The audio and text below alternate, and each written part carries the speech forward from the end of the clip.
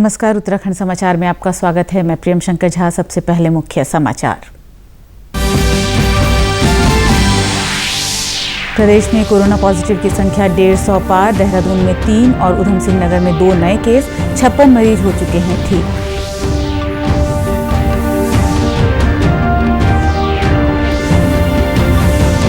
उत्तराखंड चारधाम देवस्थानम प्रबंधन बोर्ड की बैठक आयोजित। सरकार ने कहा, तीर्थ पुरोहितों के हक हकूकों का रखेंगे ध्यान। श्रद्धालुओं को मिलेगी ऑनलाइन पूजा की सुविधा। कैबिनेट मंत्री सतपाल महाराज और सांसद अजय भट्ट ने कहा, लिपुलेख हमारा, हमने अपनी जमीन पर बनाई सड़क। नेपाल पुराने नक्शों से करे तस्दीक।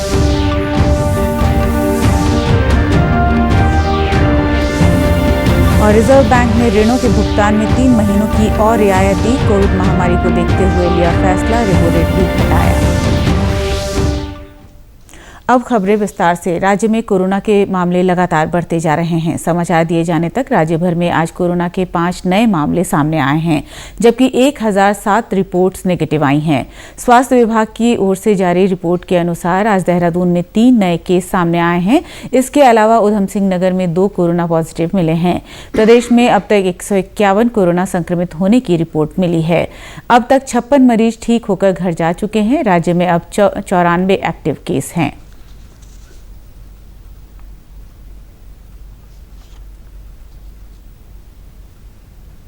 प्रदेश सरकार ने कहा है कि उत्तराखंड चारधाम देवस्थानम प्रबंधन बोर्ड में तीर्थ पुरोहितों के हक हकूकों का ध्यान रखा जाएगा। देहरादून में मुख्यमंत्री त्रिवेंद्र सिंह रावत की अध्यक्षता में आज उत्तराखंड चारधाम देवस्थानम प्रबंधन बोर्ड की पहली बैठक हुई। बैठक की जानकारी मीडिया को देते हुए पर्यटन मंत्री सतपाल महाराज ने कहा कि फैसला किया गया है कि जो श्रद्धालु मंदिरों के ऑनलाइन दर्शन करना चाहते हैं, उन्हें दर्शन एवं ऑडियो के माध्यम से पूजा अर्चना करने की सुविधा उपलब्ध कराई जाए। मुख्य सचिव की अध्यक्षता में एक उच्च स्तरीय समिति का गठन किया जाएगा। उत्तराखंड चारधाम देवस्थानम प्रबंधन बोर्ड का अलग बैंक अकाउंट होगा। इसके लिए बैठक में राज्य सरकार द्वारा 10 करोड़ रुपए की धनराशि की स्वीकृति दी गई है। बद्री केदार मंदिर समिति की अवशेष धनराशि भी उत्तराखंड चारधाम देवस्थानम प्रबंधन बोर्ड में ट्रांसफर की जाएगी। बद्री केदार मंदिर समिति के कार्मिकों का समायोजन उत्तराखंड चारधाम देवस्थानम प्रबंधन बोर्ड में ही किया जाएगा। बोर्ड की बैठक में 15 करोड़ 46 लाख 83 हज़ार रुपये का बजट जो है सैंक्शन हुआ है। और इसके अंदर निश्चित रूप में जो हमारे हक हकूकदारी हैं, उनके सब हकूक और जो हमारे दस्तूर हैं, वो सारी जो परंपराएं हैं, वो उनको मान्यता दी गई है। भविष्य के अंदर जो है इसकी जो एक सेंट्रल अकाउंट होगा, सेंट्रल अकाउंट के अंदर मानव उत्थान सेवा समिति ने 5 लाख 1 रुपये पहला अनुदान दिया। उसके बाद मुख्यमंत्री जी ने राज्य की तरफ से भी अभी तो 1 करोड़ है, पर उसको बढ़ा करके 10 करोड़ कर दिया जाएगा। यात्रा बामवर्ती होनी चाहिए चारधाम की, इसलिए हमने यमुनोत्री, गंगोत्री, केदारनाथ, बद्रीनाथ की यात्रा को रखा है। और एक रजिस्ट्रेशन सेंटर हमने विकास नगर में भी हम स्थापित करेंगे, ताकि बामवर्ती यात्रा के लिए वहाँ अपने आप को लोग रजिस्टर कर सकें। इसमें आगे देखेंगे, पर इस समय हमने ये कहा है कि भाई उनके मदद के लिए निश्चित रूप में ये प्रावधान रखा गया है। जो मैंने आपसे कहा कि 1 करोड़ की राशि जमा कर दी गई है, बाद में बढ़ा करके 10 करोड़ कर दी जाएगी। बजट हमारा सैंक्शन हो गया है। और निश्चित रूप में कोरोना जैसी महामारी के अंदर इस समय जो देवस्थानम बोर्ड बना है, वो एक किस्म से सब चीज़ का प्रबंध करेगा और यात्रा को सुचारू रूप से ले जाएगा। कोई भी अव्यवस्था को नहीं होने देगा। ये एक मैं समझता हूँ कि इंश्योर्ड यात्रा ये रहेगी, को निकाला नहीं जाएगा। सब रहेंगे, चाहे टेम्पररी हों, उपनल से हों और स्थायी हों, सभी कर्मचारी लगे रहेंगे। किसी को विस्थापित नहीं किया जाएगा। बोर्ड के लिए अपर मुख्य कार्यकारी अधिकारी की नियुक्ति की जाएगी। वित्त नियंत्रक का एक पद सृजित किया जाएगा। उत्तराखंड चारधाम देवस्थानम प्रबंधन बोर्ड में विभिन्न न्यायिक मामलों के लिए ट्रिब्यूनल बनाया जाएगा। वहीं मुख्यमंत्री त्रिवेंद्र सिंह रावत ने कहा कि मंदिरों और उनसे जुड़ी प्रमुख पांडुलिपियों और अन्य ऐतिहासिक महत्व के सामग्री संग्रहण के लिए संग्रहालय बनाया जाएगा। जो हमारे पंडा समाज है, पुरोहित समाज है, उनके बारे में भी बातचीत हुई है। हक हकूकधारी हैं, उसके लिए उनके जो कोई सुझाव हैं, उनकी कोई समस्याएं हैं, तो ये भी बोर्ड की बैठक में निर्णय लिया गया कि इसके लिए एक ट्रिब्यूनल का गठन किया जाएगा, एक संग्रहालय जिसमें जो हमारी प्राचीन मूर्तियां हैं, पांडुलिपियां हैं, ऐसे तमाम ऐसे जो प्रतीक हैं, उन सब के लिए उनको सबको एकत्रित करके और एक संग्रहालय में रखा जाएगा, ताकि पुरातत्व प्रेमी वहाँ पर आकर के उनको देख सकें। उन पर कोई लिखना चाहता है, अध्ययन करना चाहता है, तो उनका भी अध्ययन कर सके। लॉकडाउन के चौथे चरण के दौरान प्रदेश सरकार ने सार्वजनिक परिवहन को चलाने की अनुमति दी है। इस रियायत को लेकर वाहन संचालकों में मिलीजुली प्रतिक्रिया है। ऑटो और ई रिक्शा चालकों ने बताया कि वह सरकार द्वारा निर्धारित संख्या में ही सवारियों को बिठाते हैं और सवारियों के आने और जाने के बाद सैनिटाइजेशन का ध्यान रखते हैं। अपना और सवारियों को दोनों का ध्यान रखते हुए सैनिटाइज वगैरह कर रहे हैं। जब सवारी बैठती है उसके पहले हाथ में देते हैं, जब सवारी उतरती है तो हैंडल वगैरह जो छूते हैं वहाँ देते हैं हम, और नोट वगैरह जो देते हैं उससे हम सैनिटाइज करके लेते हैं मैम। ई रिक्शा और ऑटो चालकों ने सरकार द्वारा ऐलान की गई 1000 रुपए की मदद से थोड़ी ज्यादा की उम्मीद जाहिर की। टैक्सी सर्विस के संचालक हरजिंदर सिंह ने सरकार से उम्मीद की है कि जिस प्रकार सरकार ने 1000 रुपए दिए हैं उसी तरह से टैक्स और इंश्योरेंस में भी छूट देने पर विचार करे। हमारे को जो गवर्नमेंट ने दिया है पैकेज, ये अभी आया है, उसमें 1000 रुपये जो है ड्राइवरों के लिए है और 3 महीने हम ये चाहते हैं कि 3 महीने का टैक्स जो है हमारा गाड़ियाँ खड़ी रही हैं उसका टैक्स माफ़ होना चाहिए, और जो इंश्योरेंस है गाड़ियों की उसमें 15 से 20%, 25% जितनी रिबेट हो सकती है वो मिले। हम गाड़ी को अपना चलने से पहले सैनिटाइज करते हैं, ड्राइवर और पैसेंजर जो है मास्क का लगा कर बैठते हैं। देहरादून में सिटी बसों के साथ साथ विक्रम और मैजिक यूनियनों ने वाहनों को सड़कों पर उतारने से इनकार कर दिया है। उनका कहना है कि कम सवारियों के साथ वाहन चलाने में गुजर बसर नहीं हो सकती है। प्रेमनगर से आईएसबीटी रूट पर मैजिक संचालन यूनियन के प्रधान राजेश कुमार ने कहा कि 2 या 3 सवारियों से हमें तेल का पैसा भी नहीं मिल सकेगा। यदि सरकार सवारियों की संख्या में इजाफा करेगी तो ही हम गाड़ियों का संचालन कर पाएंगे। सरकार की तरफ से हमें आदेश मिला था कि 3 सवारी में या 4 सवारी में आप अपने टाटा मैजिक चलाइए, लेकिन हम लोग 3 या 4 सवारी में टाटा मैजिक नहीं चला सकते, जिससे कि ना ड्राइवर का खर्चा निकलेगा ना मालिक का खर्चा निकल पाएगा।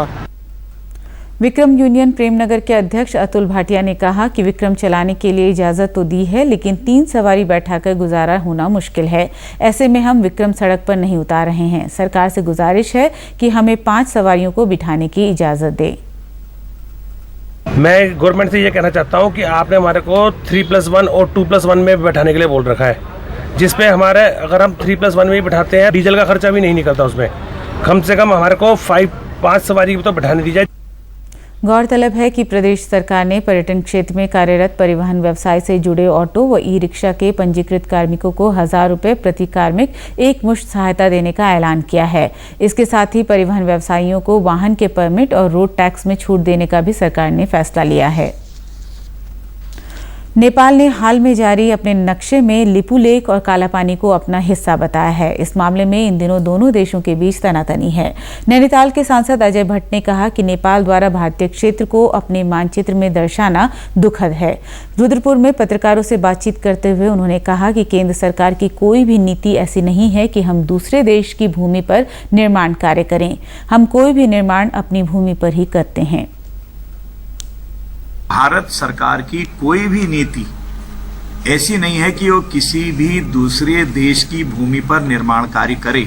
इतिहास साक्षी है, हमने कभी भी विस्तारवादी नीति नहीं रखी, बल्कि हम तो वसुधैव कुटुंबकम वाली नीति पर चलते हैं। सब हमारे लोग क्षेत्र जो सीमावर्ती क्षेत्र हैं, चाहे धारचूला हो, टनकपुर हो या फिर बनबसा हो या फिर खटीमा हो, यहाँ पर थोड़ी अव्यवस्थाएं हुई थी, उसको हम लोगों ने कल वहाँ बैठक करके संशोधन किया है, रुकने की व्यवस्था करी है, सुधारा है, भोजन की व्यवस्था करी है। वो हमारे गेस्ट हैं, मित्र देश के लोग हैं। इस समय तो किसी भी देश के लोग होते, मानव मात्र की सुरक्षा करना, मानव मात्र को भोजन उपलब्ध कराना, ये हमारी सरकार की प्राथमिकता है। उधर इस मामले में कैबिनेट मंत्री सतपाल महाराज ने भी लिपुलेख और कालापानी को भारत का हिस्सा बताया। पुराने नक्शों में इस बात की तस्दीक की जा सकती है। वहीं सांसद अजय भट्ट ने रुद्रपुर में निर्मित हो रहे पंडित राम सुमेर शुक्ल राजकीय मेडिकल कॉलेज का निरीक्षण भी किया। उन्होंने बताया कि इस मेडिकल कॉलेज की ओपीडी शुरू होने में अभी समय लगेगा, लेकिन कोरोना महामारी के दृष्टिगत यहाँ 300 बेड तैयार किए जा रहे हैं। कॉलेज में लगभग 100 बेड तैयार हैं। सरकार ने एक मेडिकल कॉलेज की स्वीकृति रुद्रपुर में दी है। 352 करोड़ रुपए अभी स्वीकृत हुआ है। उसकी ओपीडी प्रारंभ करने में कुछ समय लगेगा। मेडिकल कॉलेज बन गया है, अभी उसकी फिनिशिंग होने में समय लगेगा, लेकिन कोविड सेंटर के रूप में तुरंत उसके 300 बेड काम आ जाएं। इस नाते से हम लोगों का प्रयास है कि वो जल्दी से जल्दी तैयार हो जाए। रिजर्व बैंक ने कोविड-19 को देखते हुए ऋणों के भुगतान में और 3 महीनों की रियायत देने की घोषणा की है। रिजर्व बैंक ने आयात निर्यात बैंक के लिए 15,000 करोड़ रुपए की ऋण व्यवस्था की भी घोषणा की। मुंबई में मीडिया को जानकारी देते हुए बैंक के गवर्नर शक्तिकांत दास ने बताया कि रिजर्व बैंक ने रेपो दर 4.4% से घटाकर 4% कर दी है। रिवर्स रेपो दर में भी कमी की गई है। अर्थव्यवस्था पर कोविड-19 महामारी के प्रभावों का उल्लेख करते हुए उन्होंने कहा कि चालू वित्त वर्ष के दौरान सकल घरेलू उत्पाद की दर ऋणात्मक हो जाएगी। भारत हैवी इलेक्ट्रिकल लिमिटेड यानी भेल हरिद्वार का लेडीज क्लब निराश्रित, गरीब और जरूरतमंद महिलाओं को रोजगार देकर आत्मनिर्भर बना रहा है। क्लब की इस पहल से यहां रोजाना 200 मीटर खादी का कपड़ा निर्मित किया जा रहा है। इसके अलावा महिलाएं मास्क निर्मित करने और खाद्यान्न की मार्केटिंग भी कर रही हैं। भेल लेडीज क्लब की सचिव संगीता महारा ने बताया कि कोरोना महामारी काल में वस्तुओं की बिक्री और वस्त्रों की मांग कम होने के कारण निराश्रित महिलाओं को मास्क बनाने के काम में लगाया गया है। यहाँ तैयार उत्पादों को संस्था बाजार से सस्ते दाम पर बेच रही है। इस समय हमारे यहाँ मास्क का काम चल रहा है, क्योंकि वैसे तो और भी काफ़ी काम चलते हैं हमारे यहाँ। हमारा जो सेंटर है ये करीब 1988 से चल रहा है। तो प्रिंट कटिंग है हमारे यहाँ ओ लेवल का कोर्स चलता है, हमारे यहाँ वीविंग सेंटर चलता है, CSR की क्लासेस चलती हैं, स्नैक सेंटर चलता है।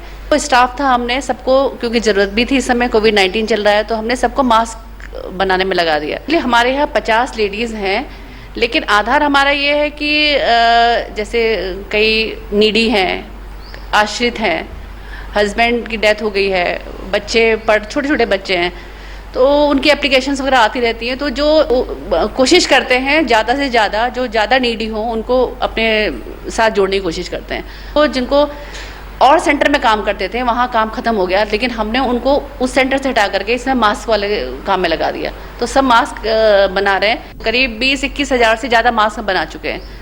BHL हमसे मास्क ले रहा है लगातार, क्योंकि BHL काफ़ी सेफली तरह से चल रहा है अपने।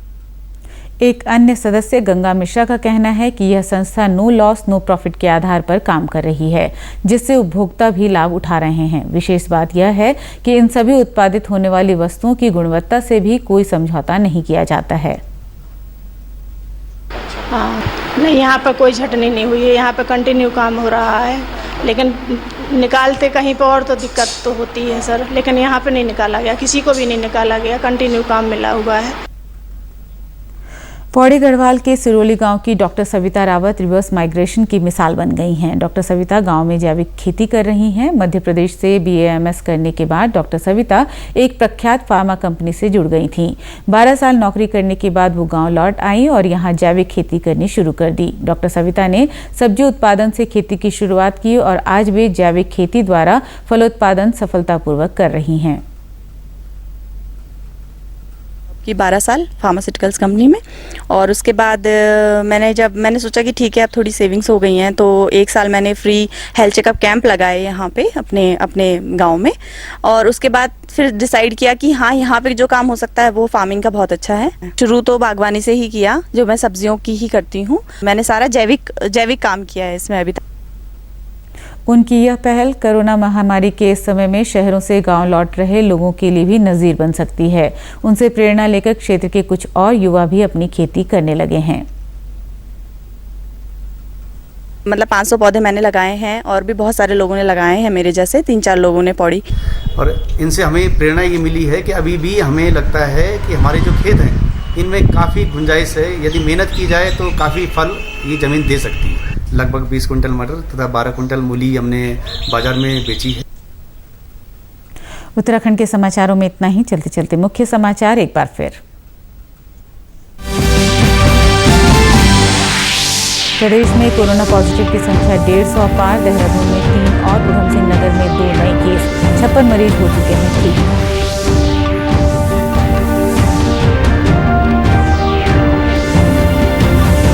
उत्तराखंड चारधाम देवस्थानम प्रबंधन बोर्ड की बैठक आयोजित। सरकार ने कहा तीर्थ पुरोहितों के हक हकूकों का रखेंगे ध्यान। श्रद्धालुओं को मिलेगी ऑनलाइन पूजा की सुविधा। कैबिनेट मंत्री सतपाल महाराज और सांसद अजय भट्ट ने कहा लिपुलेख हमारा, हमने अपनी जमीन पर बनाई सड़क, नेपाल पुराने नक्शों से करे तस्दीक।